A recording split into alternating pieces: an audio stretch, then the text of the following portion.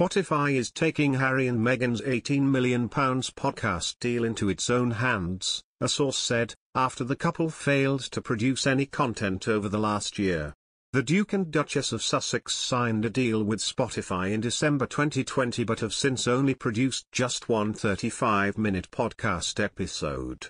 The media giant appears to be stepping in to help the couple deliver content by recruiting new in-house staff to work with Archewell, Harry and Meghan's media company. The new recruits, who are being offered 6-month contracts based in LA, will work on a show that features the voices of high-profile women. A recruitment advert posted by Gimlet Projects, Spotify's podcast development team, said, "We're currently assembling a show team that will build and launch a new original show with Archewell featuring the voices of high-profile women. We're looking for experienced producers to join a team that will launch an exciting new weekly show, based in Los Angeles. The ideal candidates have a background in audio production, and experience working with high-profile talent. They thrive under deadline pressure, like to work collaboratively to solve problems. Producers will be involved in research, story development, talent management, recording/field producing, writing and editing. The right candidates have a strong sense of creativity, curiosity, and empathy.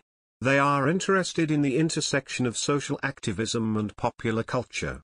The advert also notes that Gimlet projects often involve Spotify's high-profile collaborators. A source close to the project told The Sun, "Spotify has been waiting a long time for some content from Harry and Meghan, and now it appears they have finally taken matters into their own hands." In a statement announcing the podcast partnership in December 2020, the Duke and Duchess of Sussex said, "What we love about podcasting is that it reminds all of us to take a moment and to really listen, to connect to one another without distraction. With the challenges of 2020, there has never been a more important time to do so, because when we hear each other, and hear each other's stories, we are reminded of how interconnected we all are." But in spite of the £18 million deal signed by Meghan and Harry, a media lawyer told that the couple may not actually receive the full amount.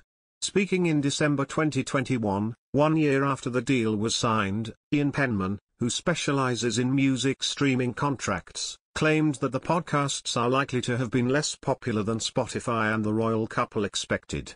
He said that they are unlikely to have paid the full £18 million upfront and are instead likely to have paid the Duke and Duchess of Sussex a small advance, retaining the right to back out of the contract if the first episode was not popular. He said, "It's famously the case in music deals, this goes back decades, that when people talk about a large deal, like Robbie Williams signing a deal for £15 million or something, it does not mean he gets £15 million on day one.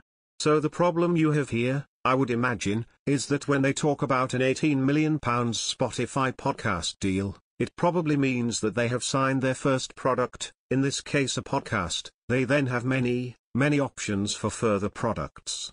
All those options are in Spotify's favor. Make no mistake, they're not in Meghan and Harry's favor. If all those options are exercised, and we don't know how many podcasts that relates to, it may be that the total money spent by Spotify is £18 million. Prince Harry and Meghan Markle face fresh attack as their multi-million-dollar Netflix deal has come under fire amid reports suggesting the platform could lose 750,000 UK subscribers.